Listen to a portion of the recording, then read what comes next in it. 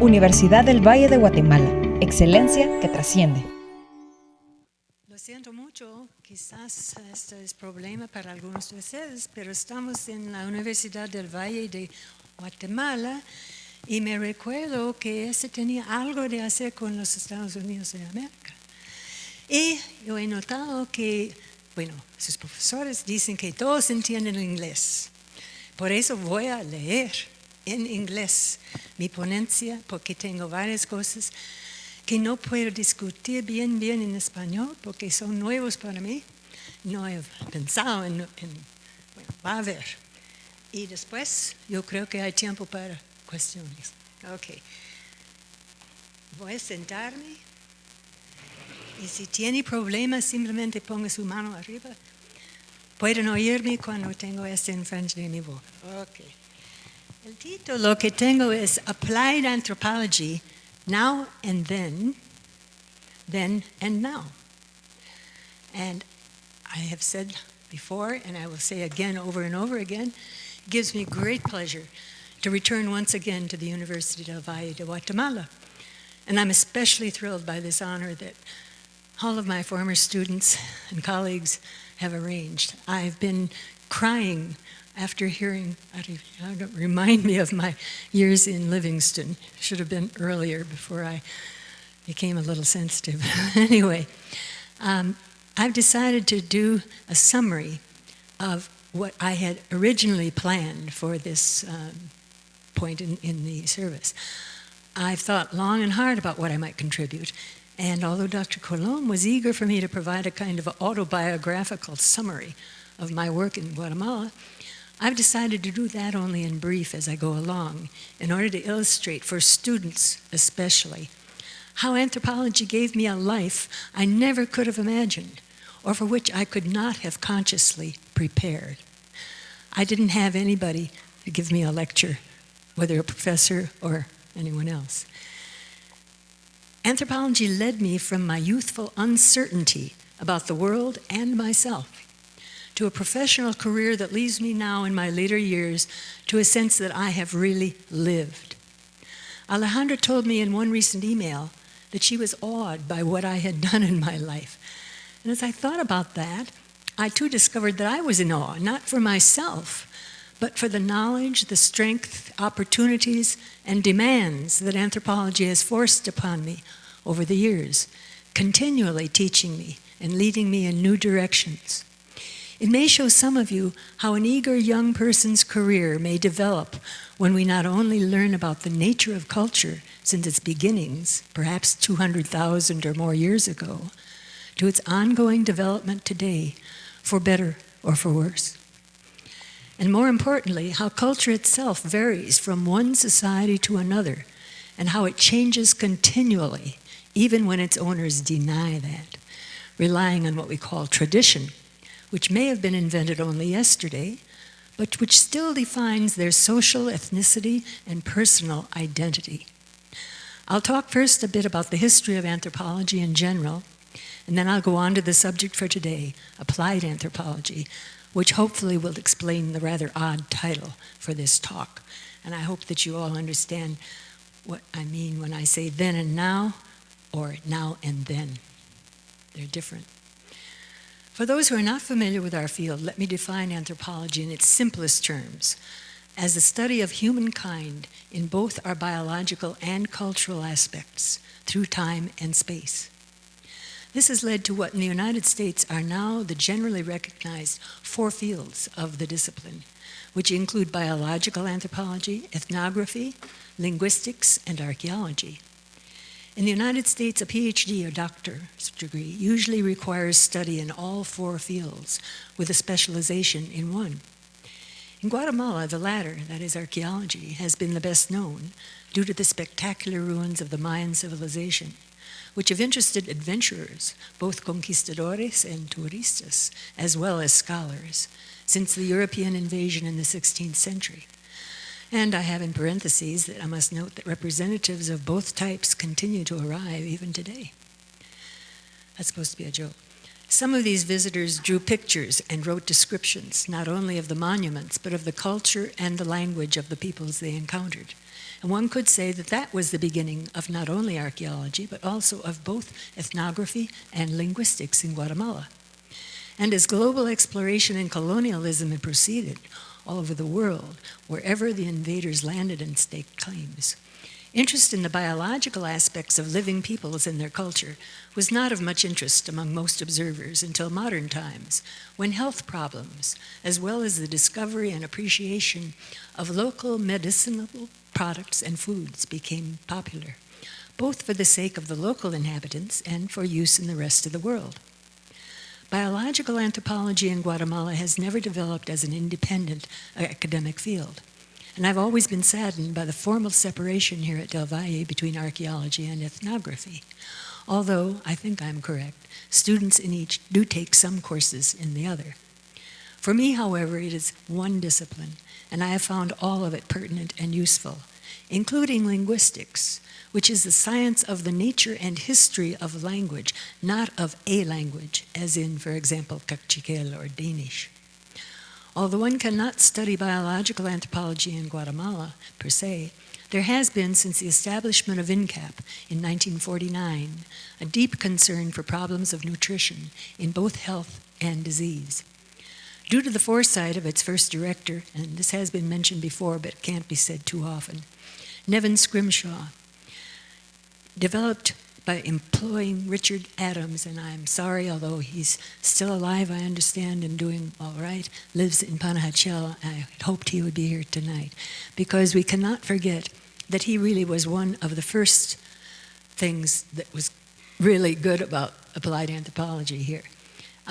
It was Nevin Scrimshaw who had a degree in public health as well as medicine, and he had learned something about anthropology during his collegiate years, I guess. He hired Rick Adams in 1951, shortly after INCAP had been founded. Although Rick came here not specifically for INCAP, he was found here doing some other things and was hired and was wonderful there. When I came, and I will get to that in a moment, indeed, I cannot do better in documenting the early history of applied anthropology in Guatemala than he has done in his article in Scrimshaw 2010, published by INCAP only in English. Something ought to be done about that. But you can read English. It must be in your library. If not, ask for it. He does not, however, provide sufficient information on the 1944-54 revolutionary period, during which many public programs actually did use both local and international anthropological advisors, hoping to improve the lives of indigenous and other Guatemalans.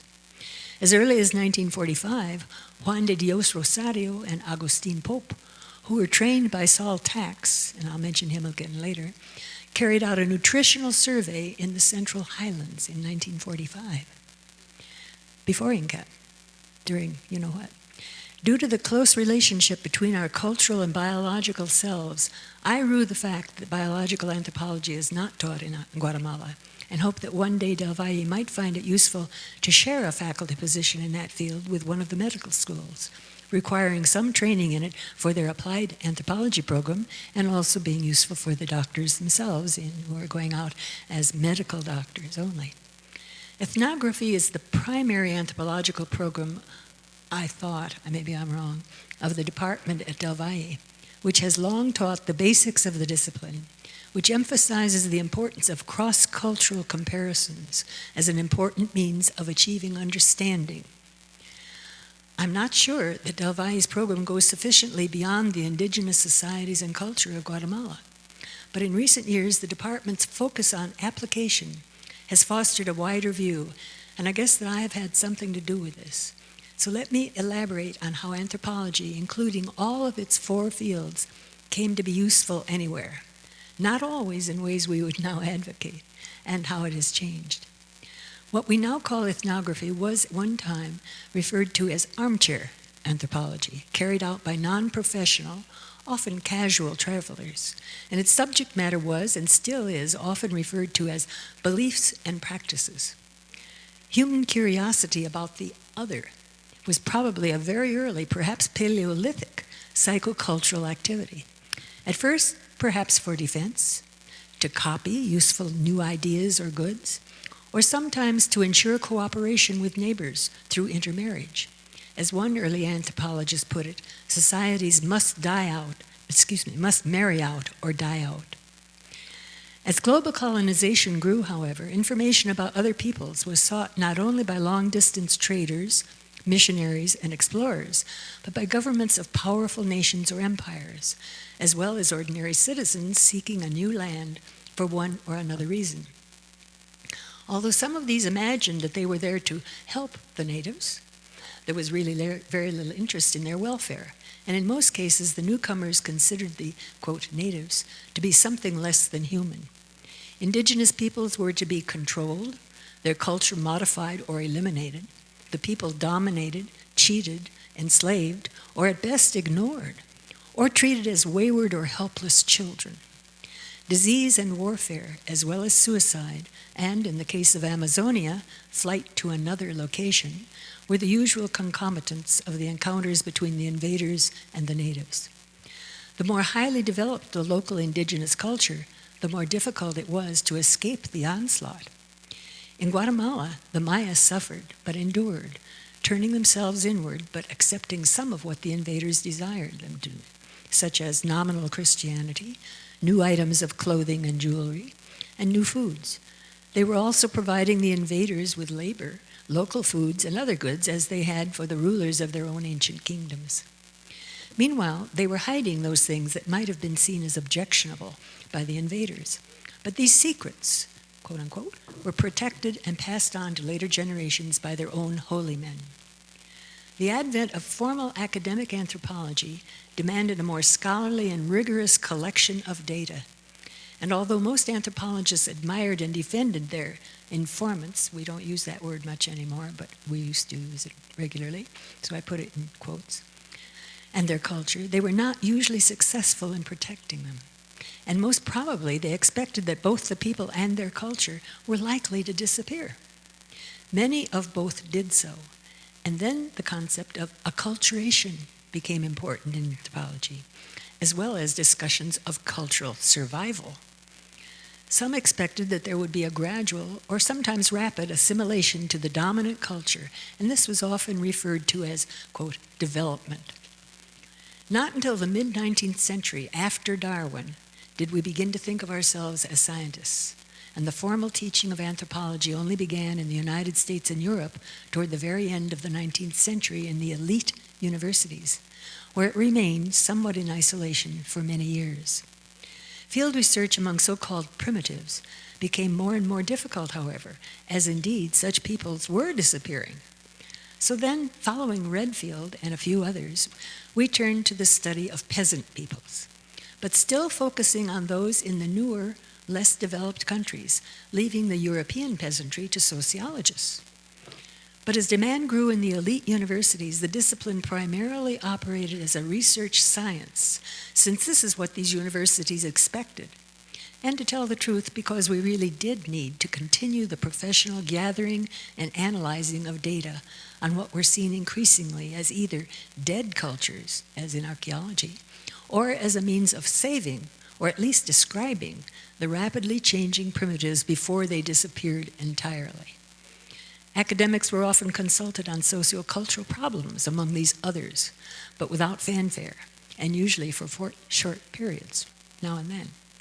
But those who did it too often did not get tenure in a major university. This leads me to a discussion of how applied anthropology came to be as we know it now, which is seen by some as a separate endeavor, and also of how I personally came to identify myself as one of its practitioners. When I was a graduate student at the University of Michigan in the early 1950s, some of us asked the faculty to teach us something about applied anthropology, which already had its own society, still exists. I'm a former president of the international group, the Society for Applied Anthropology, with a professional journal, Human Organization. Guess what? It's still around. And I have published in it, which most of us had at that time never read. Our motives were in part based on a study some of our fellow students had done of the job market at United States colleges and universities at that time. They discovered that there were not many opportunities for us as soon-to-be graduated seekers of academic positions.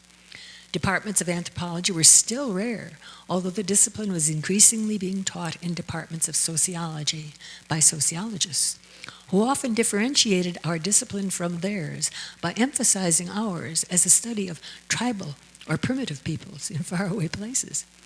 So the response to our petition, casually given over coffee or beer, was, "We'll teach you anthropology, and if you want to apply it, that's up to you."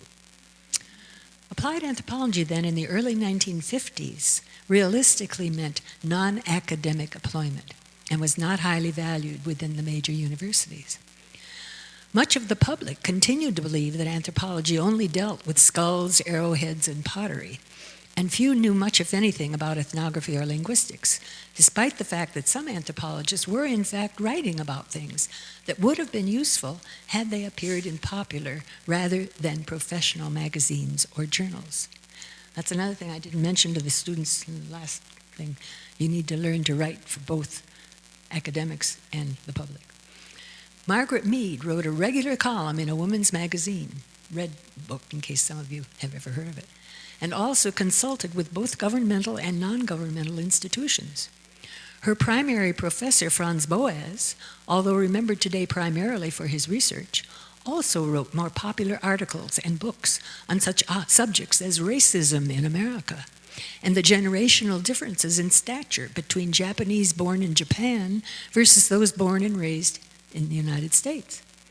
Thus, they were, in fact, pioneer applied anthropologists, as was Saul Tax, who worked in Panajachel in the 1930s and was later a professor at the University of Chicago, where he was one of the first who openly advocated applied anthropology.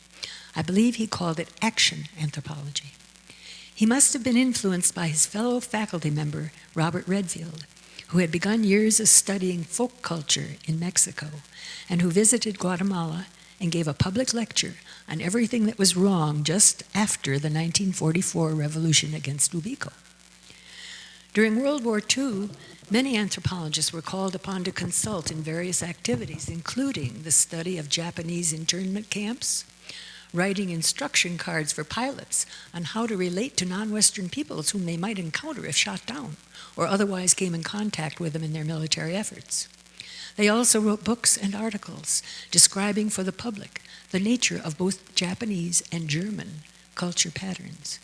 I don't know if I have to remind you, you're too young to know who we were opposed to in World War II, Japanese and German.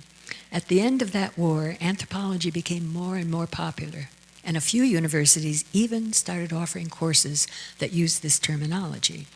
Chicago, Cornell, and the University of California at Berkeley, among others. How then did I ever become an applied anthropologist? My first academic degree had been in nutrition and dietetics, the Bachelor of Science degree to be followed by a year-long internship with more courses and practical experience in one of only a few approved institutions. I had taken one undergraduate course in anthropology, taught by a sociologist, but I was not persuaded to change my major. I thought it was romantic, interesting, had fun, but you don't major in such a thing. I chose a dietetic internship at Florida State University in the dining halls, for I had learned little about the business as opposed to the science of working as a dietitian. However, I found that FSU, Florida State University, had a small anthropology department with 2 professors, both recent graduates of the University of Michigan. The department was housed in the same building with the dining hall, and so I was able to get acquainted with all the people that were associated there, students, because I was still a student, and the professors, and I took courses in that subject, as well as taking others with a prominent nutritionist who is interested in cross-cultural nutritional practices. They were rare back then, anyone interested in such. With her and with my anthropological friends, I became interested in distinctive beliefs about food habits. I was also very interested in learning more about the culture of the local African Americans, who were others from my perspective, since I had been raised in the far north of the United States, and although I had never known a black person, I was also free of prejudice toward them. Most of the, quote, help in the dining hall were black, and I became friendly with several, all of whom were students at the other local university, since ours was forbidden to them. Despite my being reprimanded by the director of the dining halls about my socializing with these people, I continued, but more carefully, while we were on campus. I'm sure that you'll remember that sometime later. With their help, I undertook field research in the colored section of the then segregated city of Tallahassee. This led to my first publication in the Florida Anthropologist on geophagy. How many of you know what that is? Yeah, not many. It's eating dirt when you have a stomach ache. Okay, on the practice of eating dirt or clay, which many nutritionists and others at that time assumed was a natural response of the body demanding nutrients supposedly found in the clay. I suggested otherwise, attributing the practice to poverty and hunger, plus a culturally taught belief that the clay or dirt had magical powers. At the end of that year, I had ideas about studying more anthropology, but I had to work to earn sufficient funds.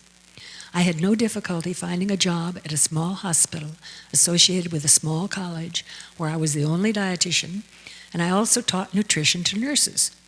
However, during the year, at a very favorable salary, wasn't that, I found myself bored and unhappy. So I applied to the Graduate Department of Anthropology at the University of Michigan, following the lead of my professors at FSU. And with their recommendations and my publication, I was accepted in their program. In the fall of 1953, I went to Ann Arbor and was completely delighted and smitten by my courses. During the summer break in 1954, I held a job at a summer camp for mothers and their children from poverty-stricken areas of Chicago. I was at the camp a counselor for the mothers, teaching them nutrition and home economics. Many of them were immigrants, and others were African American, having recently moved north from the Old South. Thus, I also learned about cultural diversity in modern urban areas of the United States, something most anthropologists knew very little about, if anything. Returning to Ann Arbor in the fall, I continued my work toward the master's degree, and I anticipated the doctorate. But a year later, with my MA assured, I began to worry. Would I find that what anthropologists do, that is, exotic research and teaching at the college level, as opposed to merely reading about interesting things, was what I wanted to do for the rest of my life? It did not occur to me that I was already doing applied anthropology in Chicago, or outside of Chicago in the camps. So with my MA expected in June, I decided I had to get to the real field during the approaching summer, which meant, in traditional academic anthropology, going to a foreign, less highly developed culture and getting to know it and its people. I did not realize then that I had already been to the field twice, without any help, that is in Florida and Chicago, without any help from my distinguished anthropology professors who scoffed and told me to wait until I had at least taken the prelim exams for the doctorate before trying to find funding. So I turned to my former nutrition professor, who suggested I write to the newly founded INCAP, with which she was familiar. And then I go on again a little bit about the first director, Dr. Nevin Scrimshaw, with degrees in medicine and public health, but I told you that before. And he recommended to me that he had a man named Richard Adams, a social anthropologist. I wrote to him, and he immediately returned the letter and gave me a number of names of other anthropologists who had worked in Guatemala so that I could learn something about, there had been quite a few anthropologists who would come down here for the regular kind of anthropology. So I started, let's see. Oh yes, how did I get there? And that deserves another paper. But with a $500 award from an interested foundation, plus help from General Motors, I got a car from Detroit that was to be delivered to somebody in New Orleans. I drove it there, $5 a day plus gas, and the United Fruit Company, which sent me free on one of their great white fleet. Stopping in Cuba, by the way, before Castro on the way in, I also became famous for that, which was silly, but anyway, there it is, because we couldn't get in as anthropologists, and they'd say, but Nancie was there. Well, I was there for 2 days as well, and saw mostly the nightclubs and things. Anyway, a single girl, they thought I was an heiress, I suppose, because they put me in a major suite. And I was at the captain's table and all that stuff, and so all the officers were very attentive. Anyway, so I had help also from INCAP and its staff, and I spent the summer of 1955 in Guatemala, during which I lived in the clinic in Santa Maria Cauqué, where I actually did learn a lot about the beliefs and practices of the local people, and did applied anthropology, although again, I still did not realize that this is what I was doing. In fact, although I was fascinated and interested in what I was learning, working to gather information about the way of life of the villagers that would be helpful to the INCAP staff working in this and their other experimental villages, at times I nearly lost hope, suffering from cold, flea bites, which were diagnosed as chickenpox or measles by one doctor, and rudimentary Spanish, both mine and that of the local people. So on my way back to Puerto Barrios to board my fruit company ship back to New Orleans, I decided to visit Livingston, whose residents I had heard were cannibals. On the way, I had an additional adventure. Ariadne will love to hear this. Having sought a boat to take me to Livingston from Puerto Barrios, I was rescued while adrift in a small craft with 2 Garifuna boys who were unable to restart the motor that had failed when hit by heavy surf, and they had no oars or sail. To my surprise, a passing yacht turned out to be the Guatemalan Coast Guard. It was it, which was taking a group of medical doctors to do a survey of malaria in the Lake Izabal area. It was their intention to overnight in Livingston and to journey up the Rio Dulce in the following morning. They were as surprised to see me as I was to see them, and after bringing me and my companions aboard, they immediately offered me towels, Scotch highballs, and dinner. Furthermore, their cook was a Garifuna, and when he heard of my interest, invited me to visit his family upon our arrival in Livingston. I stayed in a local hotel that night, but went with the group up the Rio Dulce and around the shores of the lake the next day, returning to Livingston the following day, and thence on to Barrios in time for me to begin my journey to New Orleans on the ship of the Great White Fleet. I returned the following year, as I told them in Livingston I would, because I was smitten. For my doctoral research with the Garifuna, having been there, I had an advantage in getting money because I'd already been to the place, and that's a good thing too. With a very nice grant from the same foundation, and I finished my degree in 1958, shortly before the birth of my first son Ian, who is sitting here in front of me, and who is a joint citizen of Guatemala and the United States. And he is, as I say, here with us today. Like Rick Adams, I had met and married a Guatemalan while doing this fieldwork. And after a residence of 2 years in Berkeley, where I taught at the University of California, while my husband studied design in San Francisco, we returned to Guatemala, and I worked for INCAP between, I think these years are right, I've checked and checked, between 59 and 64, as I will describe below.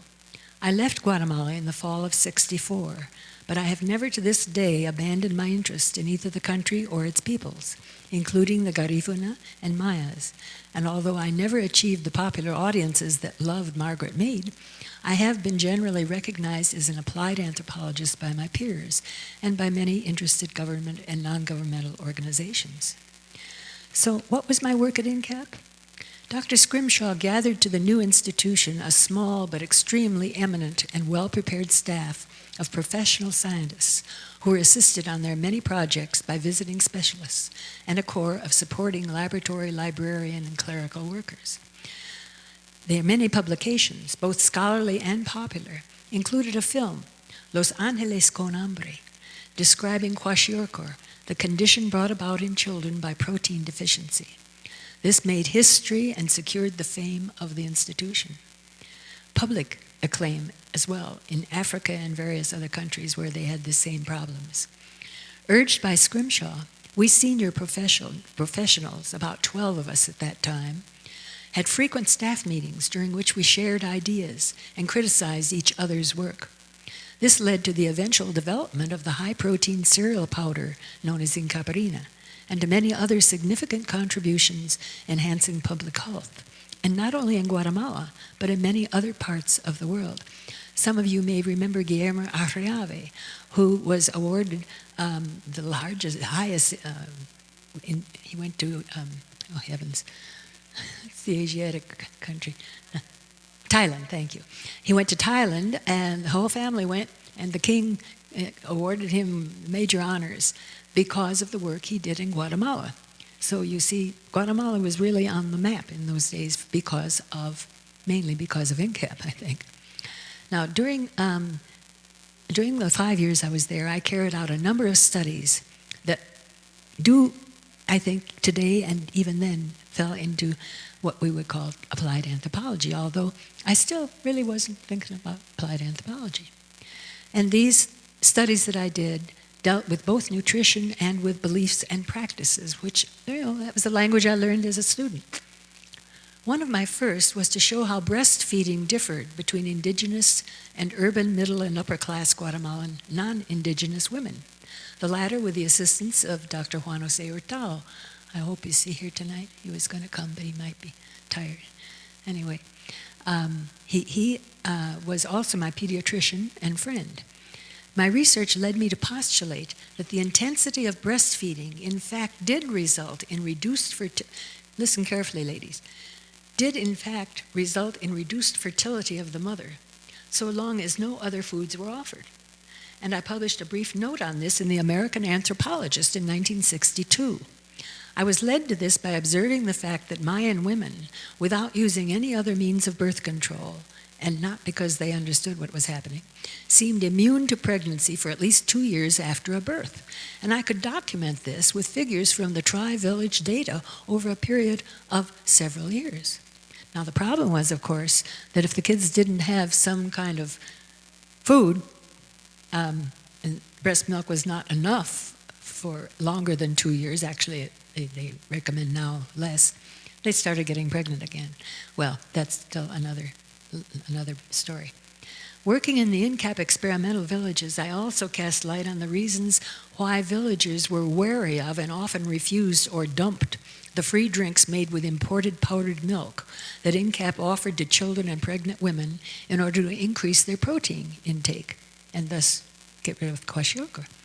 Never having seen powdered milk, many of them believed the white powder, arriving in large barrels from the United States, clearly so marked, was really the ground-up bones of children who had been eaten by Americans.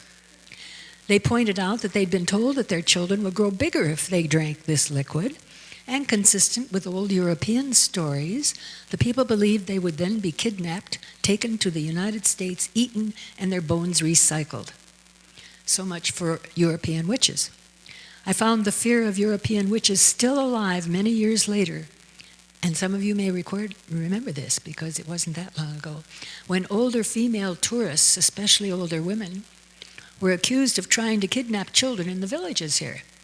At least one of these was so badly beaten, I think she is still incarcerated. I mean, she was never normal again. And many others were driven out of different towns if they paid too much attention. Americans love to pet little kids, and shouldn't do that. Not in Guatemala. In the States, it's great. If you go up and you see anybody with a little baby, they love you if you love the baby. Pet it, you can do anything. But don't eat them. So let me get on with a description of the kinds of projects I have done, especially in Guatemala, with an emphasis on problems relating directly to local definitions of illness, to preferred foods, knowledge of nutrition, and other medical topics, as well as household structure, agriculture, migratory wage labor, the impact of tourism upon the nation and the peoples exhibited, and sometimes visited in their villages, and eventually on the process of ethnogenesis, by which peoples, as well as individual people, decide for themselves who they are.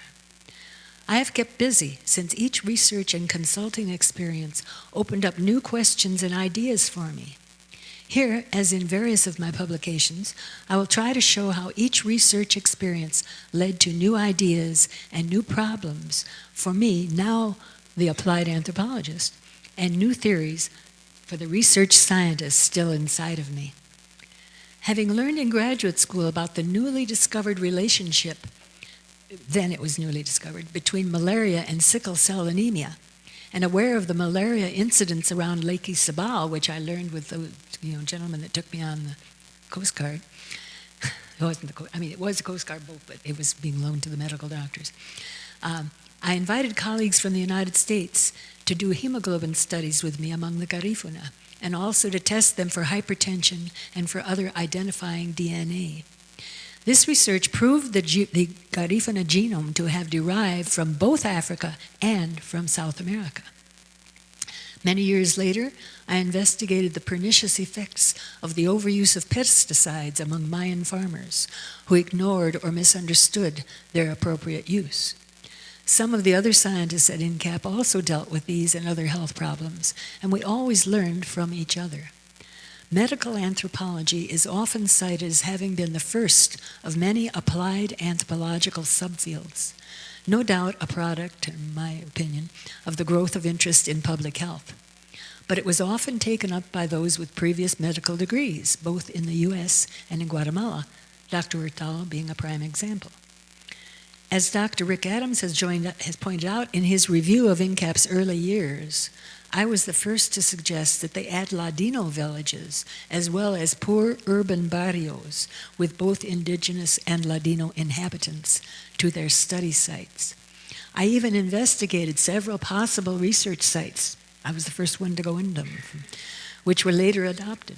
Scrimshaw himself joined me in some of the studies we did of the Garifuna. I also was insistent that we pay attention to the emigration to the United States, especially by Garifuna, but also increasingly by indigenous people, especially men. I suggested that not only did they earn money that could help their families back home, but they would also return with new ideas about health, including foods and medicines, some of which would be American folklore and not necessarily better than what they left behind. As I will describe below, this prediction came true later as many more people fled the country, not only for the U.S. but for Mexico, especially during the violent years here, but which continues today. We do not have good figures on how many Guatemaltecos are now what we would call transnationals, those who come and go and have learned to live in and appreciate both cultures. In the 1990s, I taught men in Maryland who had emigrated to the U.S. without papers before they had ever learned to read. And this hindered their ability to learn English because they'd never read anything, and you can't just start with a foreign language that you couldn't speak. Thus, I taught them to read in Spanish first. All of my students were more than 40 years old, some 50 or more. Younger migrants, most of them already literate, had no such troubles, and thus could take classes in English immediately, which was starting to wear on them because the younger guys were getting the jobs. I was able to do this by using my knowledge of linguistics, of how all languages are constructed, where else they are spoken, how the tongue, lips, and throat determine how they are pronounced and used in various culturally significant ways. I left Guatemala in late '64, went to Albuquerque, New Mexico, where I had been offered a faculty position at the State University. While there, I was recruited by the Ford Foundation to do research among the local Spanish-American population. Again, the fact that I had published was what led them to find me. So again, I encountered the prejudice in the University of New Mexico against so-called applied anthropology on the part of some of my fellow professors. But I went ahead and did it because there I was without anything else to do, and I had been brought in as an associate professor, which is the median professorial level there, and I had tenure a year later. Since I was a newcomer in a Spanish-speaking area and had no other research immediately in mind, this was an opportunity to learn about these new neighbors, who were descendants of the first Europeans to settle this part of the United States, which was then only a colony. I accepted the assignment, and my book, which is on display up here, The Spanish Americans of New Mexico, A Heritage of Pride, became an instant popular success and went through 12 printings. I was recruited because it was for the public. I was recruited by the Peace Corps, the United States Department of Education, and numerous other non-academic entities to lecture and to observe and offer advice, now and then.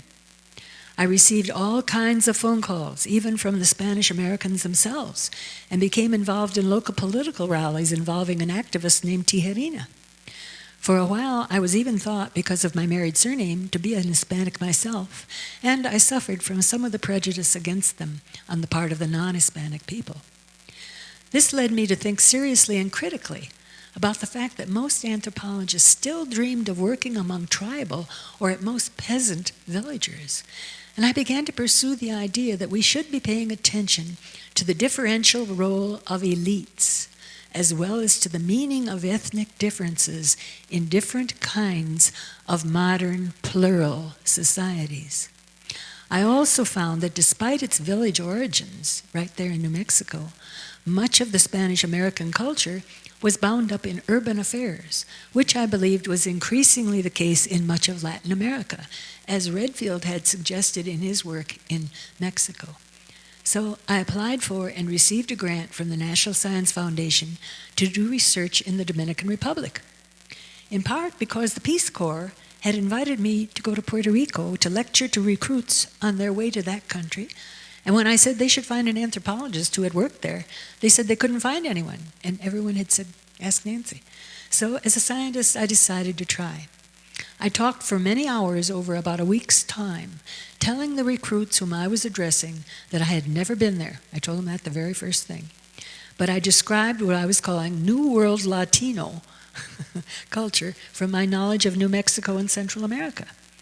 At the end, I was congratulated by some returning corpsman that what I had said had been totally right and very illuminating. Thus, my faith in anthropology as a science was vindicated. But I decided to go and see for myself, with my new views on who exactly were the others, and especially who was in power.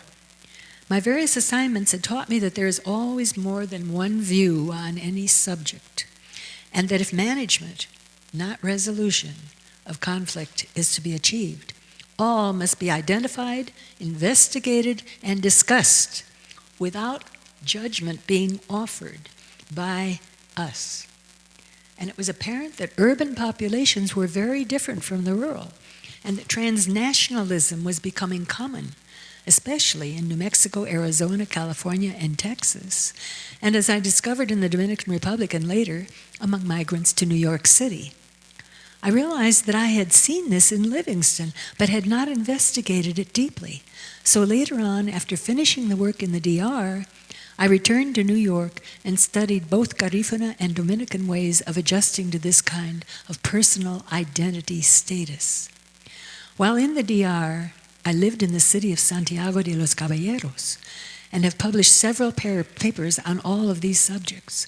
Because I was studying elites and the country had just endured a civil war during which the dictator Rafael Trujillo had been vanquished, I also became more interested in conflict itself. As Vice Chancellor for Academic Affairs at the University of Maryland, I did move around quite a lot from New Mexico. I missed the things. I didn't give you all the stuff in between. But I was now at the University of Maryland. And while there, I had overseen the establishment of what is still called the University of Maryland Center for Development and Conflict Management, of which I later became an associate, and where I resided upon my retirement from the university in 1983. That is, I had an office there. There I studied and learned what political scientists were learning about socio-political conflict and how it could be ameliorated or managed, but not necessarily eliminated, and was not primarily the result of racial divisions. The Dominican work also led me to the recognition that the Caribbean area, including the Central American coast, had a large population of what were usually termed Turcos, or sometimes Árabes. Later, while working in Trujillo, Honduras, with Dr. Charles Cheek, an archaeologist, on Garifuna history, I became interested in local people with non-Spanish names and discovered they self-identified as Christian Palestinians, mostly from the area around Bethlehem, and that their ancestors had begun arriving in Honduras in the 1890s. but in larger numbers following World War I. Because Palestine was, at that time, part of the Ottoman Empire, their passports had been issued by that government, and thus they were called Turcos, which they resented highly. This discovery led to an extended period of research in San Pedro Sula, Honduras, which held their largest numbers, and which I followed by research in the West Bank itself. During a year-long fellowship at the United States Institute of Peace in the early 1980s, I compared the violence in Israel between Jews and Palestinians with that in Guatemala between the government and indigenous peoples, mainly Mayas. While there, I wrote a number of papers for lectures and seminars, but due to political difficulties, as well as a major health crisis of my own, I have not published them. However, I did a short-term research project in Chiapas with the help of my daughter-in-law loaning me her car, which really made a mess getting across the border, by the way. But they wondered, where was she? I told a lie. I said she was pregnant. And I got through. So when I was in Chiapas, I visited and interviewed numerous refugees who were then living in that area, as well as others whom I visited in their home villages in Guatemala. And I also interviewed Mexicans who were their neighbors, as well as some of the local governmental people and health-related agencies to find out what was going on in these refugee camps, which were not really camps. Actually, they lived pretty well. Let's see. I was there for only, maybe a few weeks, not much. But I was there in Santa Maria Cauqué again after my first, remember that was the first place I ever went, when the peace accords were ultimately declared. And I joined with hundreds of others who lined the international highway to welcome the return of those who had left during the violence. In 1983, I retired from the University of Maryland and became emeritus, at which point I decided to live permanently in Guatemala. But as a transnational, I divided my time between Maryland and Guatemala until I settled, I thought, in the latter permanently, about 1993. I began teaching at Del Valle in about 1998, continuing until 2004. Those are approximate, I think they're about right. I had built a house in Sololá in which I thought I could live out my life, and I also rented a house in Guatemala City. I continued to do research, concentrating on the villages around Lake Atitlan. I became interested in tourism while teaching at Maryland, and this was further developed by my students in that program at U Del Valle. However, I felt that we needed more research on the impact of tourism, not only on the country at large, but also on the indigenous people, who, along with the archaeological sites, were the big drawing card for that industry. Thus, I investigated the tourism industry in Guatemala, showing that it was more of an invented national patrimony rather than a reflection of any particular Mayan cultural patterns. But this is a modern world and needs to be studied, just as anthropologists have done for those who have apparently disappeared or who no longer live as they did in the past. Not only did I start going to anthropological meetings where tourism had become a major concern, but I suggested that Del Valle might seek a grant from the United States to bring an anthropologist who could teach at the university and develop an ongoing study of tourism. I actually wrote and justified the formal request, which was successful in a competition, and this was awarded to Del Valle. At the same time, I persuaded Tim Wallace to apply for the visiting position at Del Valle. All of you know the history of that, I hope. I must also mention that one of my best undergraduate students at Maryland accompanied me one summer to Guatemala, having given up his graduation. That is, he didn't go to the ceremony, he didn't graduate because he wasn't a student if he graduated. So he applied for a student award and got it and came with me to study street children in Guatemala City. Later, he graduated, went to Tulane University in New Orleans for his doctorate in anthropology. He returned to Guatemala to do research for his dissertation and also taught at Del Valle. Many of you may remember him from that time. I'm sure my students would, although it was quite a while ago. But I'm sure others of you may have come to know him since. It is Dr. Tom Offit. He is now a full professor living in Waco, Texas at Baylor University. I believe I have reached the point at which most of my audience will begin to realize how my fieldwork has influenced my entire life. Each episode teaching me something new, not only about what I was observing at the moment, but about the nature of the sociocultural patterns of the modern world, the one we're living in now, then and now, and especially about the impact of so-called modernization or development or globalization. I came to realize that anthropologists should no longer be seen as experts in some imaginary primitive society for even the hunter-gatherers, as I learned from my second husband, the filmmaker, John Marshall, whose films are in your library here, were no longer living as they did in the Paleolithic, or even as they did in the 1950s when he first began filming them. But I have also learned from my students and my colleagues, and I wish I had time and enough information about many others of my former students whom I have taught about anthropology, who have challenged me, worked with me, and gone on to their own careers. Some of them have even retired. For as I hope this talk has shown, both have been important in my life's work, and I will always argue that both research and application are necessary in anthropology. I have lost touch with many of these students of mine, especially those in a special program that I designed when I was chair of the department at Boston University. We succeeded in establishing the special degree that I mentioned earlier, which we called the Master of Arts in Applied Anthropology, MAAA.